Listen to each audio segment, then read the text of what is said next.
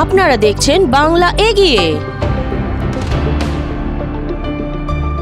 এখানে মূলত তৃণমূল কংগ্রেসই একাই আমরা আজকে আন্দোলনে রয়েছি, কারণ অন্য যারা সিটু যারা আছে বামপন্থী সংগঠন তারা স্ট্রাইকে গিয়েছে। যেহেতু আমরা রাজ্যে মমতা ব্যানার্জির মামাটির সরকার ঘোষণা করেছে যে এই রাজ্যে একটি শ্রম দিবস নষ্ট করা যাবে না, সেই মেনে নিয়ে সুনির্বাচিত করে আমরা প্রতিবাদ দিবসে পালন করছি।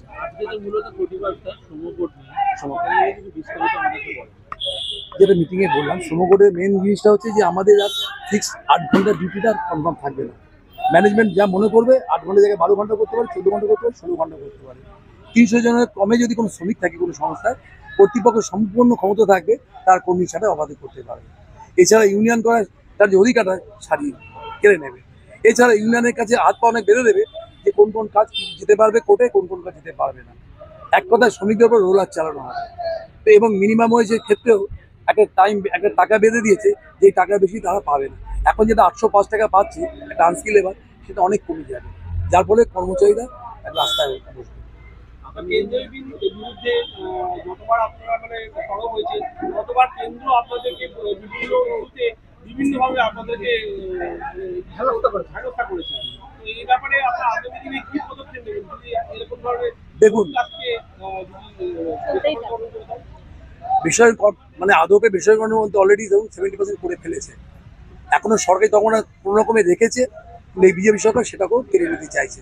ওদের টার্গেট আছে 2030-এর পরে এটাকে অফিসিয়ালি ল্যান্ডলক করে ঘোষণা করবে। কারণ যদি পার্মানেন্ট সংস্থার শ্রমিক না থাকে, পার্মানেন্ট রিক্রুটমেন্ট না হয়, তাহলে সেখানে একসময় 50,000 শ্রমিক কর্মচারী এখন নেমে এসেছে মাত্র আপনার 1100-1300-তে, কলকাতা হলদিয়া মিলে। এটা 30-এ নেমে যাবে 500-এর নিচে। তখন বিআরএস চালু করে দিয়ে, দেখুন বিআরএস আইন না মেনে একতরফা পোস্টগুলো তুলে দিচ্ছে। সিআরএস এর মাধ্যমে, কম্পালসারি রিটায়ারমেন্ট স্কিমের মাধ্যমে শ্রমিক কর্মচারী পাঠিয়ে দিচ্ছে।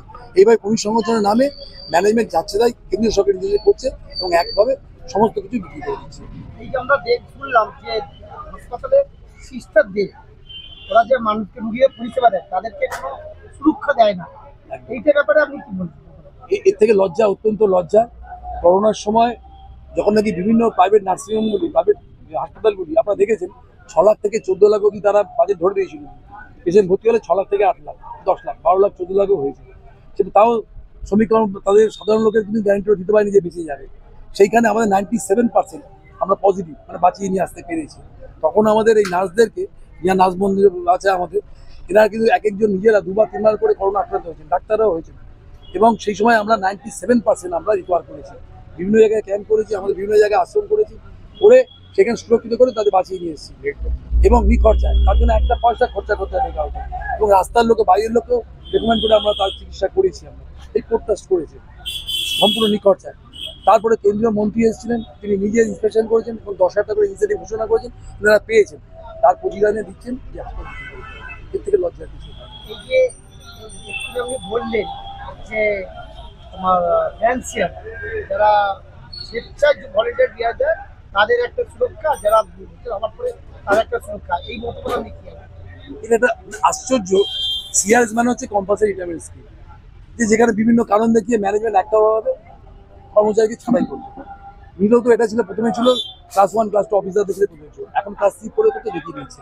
কীভাবে বলছে বিভিন্ন কাজে ক্লাস 3 মতো করে না, অনিয়মিত অফিসার আছে, এই পারফরমেন্স সদস্য তাড়িয়ে দিত। কম্পালসারি রিটায়ারমেন্ট স্কিম ছিল।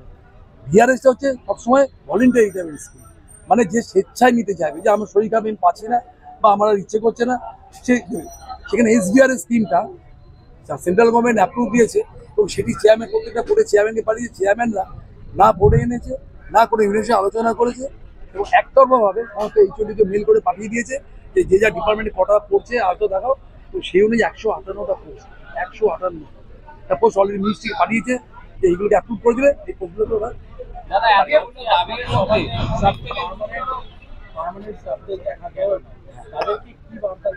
কিচ্ছু নেই। আমাদের বলি শুধু পার্মানেন্ট না, আমাদের এখানে প্রচুর আরো সব লোক রয়েছে এই ডকের কাজ করছে। এটা আমাদের নীতি, দলের নীতি। দল থেকে বলে দিয়েছে কাজ ক্ষতি করে কিছু না, কর্মনার সাথে ধর্ম করে আমরা মানছি না। আমরা বলেছি, অনেকে মাইকের মাধ্যমে শুনছে, কারে পৌঁছাচ্ছে, তারা মোবাইল থেকে লাইভ টেলিকাস্ট শুনছে, তাদেরকে বলা হয়েছে তোমরা কাজ করবে, যাদেরকে বলতে না পারে কাজ বন্ধ করে ইউনিয়ন করছে, শ্রমিক সংগঠন করছে। যার জন্য আমরা মিটিংটা রেখেছি, একটা শুরু করেছি দেখতে, যাতে ওইটা টিফিন টাইমে আসবে এসে 1 ঘন্টা 1.5 ঘন্টা থাকবে, কিছু লোক আসছে আবার চলে যাওয়া, কিছু লোক আসছে কিছু যাচ্ছে, কিন্তু কাজ বন্ধ করে না। যার জন্য তাদেরকে যে নির্দেশটা আমরা পাঠাচ্ছি সব জায়গায়, ম্যানেজমেন্টের কাছে পাঠাচ্ছি, শ্রমিকের কাছে পাঠাচ্ছি এবং মিনিস্ট্রির কাছে পাঠাচ্ছি, প্লাস দলের কাছে পাঠাচ্ছি, যে আমরা কাজ বজায় রেখে কাজকে বাঁচিয়ে, কাজ বাঁচলে ফল পাবো, সেই বন্ধ বাঁচিয়ে আমরা আপনাদের কি মনে হয় এই যে এটা কেন্দ্র সরকারের এটা অমানবিক এবং অগণতান্ত্রিক? অবশ্যই অনৈতিক, চূড়ান্ত অপদার্থতা আমাদের কর্তৃপক্ষ। আগে যে আইএস চেয়ারম্যান যদি থাকতো, কিছুটা সে বেশ থাকতো, ব্যাকবোন সোজা থাকতো, সে কিন্তু মেনে নিত না।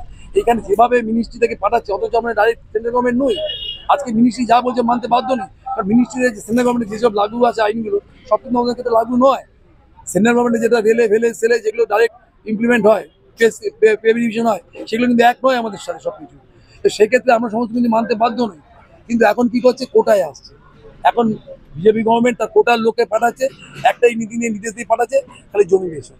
দেখুন সবকটা পোর্টে একই কাজ হচ্ছে, মেন জমি হাঁকড়ে তাদের কীভাবে জমি কত তাড়াতাড়ি তুলে দেবে সেই ব্যবস্থাটা। আচ্ছা, আমরা এদিনই দেখলাম যে এই অনৈতিক নিয়মের বিরুদ্ধে আমরা অলরেডি আন্দোলন চলছে, আমাদের দীর্ঘদিন ধরে চলছে, আরও চলবে। দলের সঙ্গে আলোচনা করে কিভাবে যাওয়া যায় সেটা করবো। আচ্ছা, আমরা শুনলাম যে প্রতিবন্ধী যে কতগুলো শ্রমিক কাজ করছে তাকে ইচ্ছাকৃতভাবে ভলেন্টারি দিতে, এই মতবাদ আমরা পারে না। আপনার আইনে আছে প্রতি বছর 3% করে যারা ফিজিক্যালি চ্যালেঞ্জ, যারা হ্যান্ডিক্যাপ, তাদেরকে চাকরি দিতেই হবে। লাস্ট 2016 সালে কিছুটা নেওয়া হয়েছিল, তারপর রিকমেন্ড করেনি। এরা চূড়ান্ত অমানবিক। এরা যারা কাজ করছে, কাজ করতে করতে কেউ ধরুন স্ট্রোক হয়ে গেছে, কারো ধরুন বাহাত্তর চালাতে পারছে না, কিন্তু সে যে কাজ করছে, ক্লারিক্যাল কাজ করতে পারছে, সে পিওনের কাজে চালিয়ে যাচ্ছে, বিভিন্ন কাজ করছে, তার সাথে তাকে মেন্টাল টর্চার করছে। তুমি যদি ভিআরএস না দাও, এসবিআরএস না দাও, তোমাকে আমরা এখান থেকে সিআরএস করে দেবো, মানে তোমার তো পেনশনও বন্ধ হয়ে যাবে। এটা আমরা পরিচয়টা আর নামটা নামটা আমি Asim Sutradhar, Trinamool trade union Congress national NUWWI এর জেনারেল সেক্রেটারি এবং বোর্ড মেম্বার। বিগত 14 বছর ধরে আমি বোর্ড মেম্বার রয়েছি।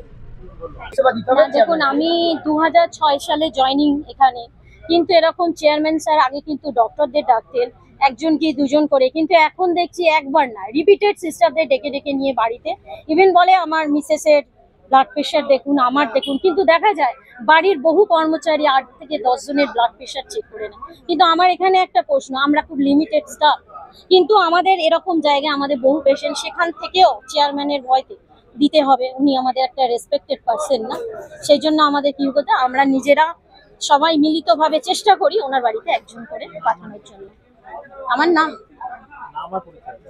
আমি nursing staff, ICU incharge, Calcutta port ট্রাস্টে, সোনালী পালমন্ডল। কোন হসপিটাল আপনি? ক্যালকাটা পোর্ট ট্রাস্ট, এখন Shyama Prasad Mukherjee port hospital. Model করে সমস্ত পোর্টে হাসপাতালগুলোকে নিশ্চিত ডাইরেক্টলি দেওয়া হয়েছিল। আমাদের কাছে কলকাতা বন্দরে মিনিস্ট্রি অর্ডার আসে 10/1/2019, আমরা বোর্ডে প্রত্যাখ্যান করেছিলাম। আমাদের প্রত্যাখ্যান না শুনে ম্যানেজমেন্ট কিন্তু টেন্ডার প্রসেস চালু করে দিয়েছিল। মুম্বাই পোর্টে চালু হয়ে গিয়েছিল পিপিপি মোড়ে, 6 মাস পরে মুখ থুবড়ে পড়েছে, পালিয়ে গিয়েছে।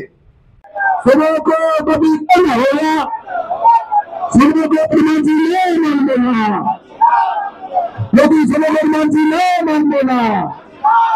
নদী সমগ্র বাতিল করতে হবে, নদী সমগ্র বাতিল করতে হবে, সমগ্র পর্যায়ে স্বার্থবিরোধী নীতি ত্যাগ করতে হবে।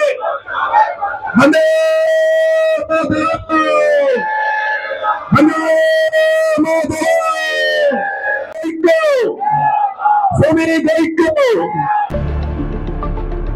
দেখতে থাকুন বাংলা এগিয়ে।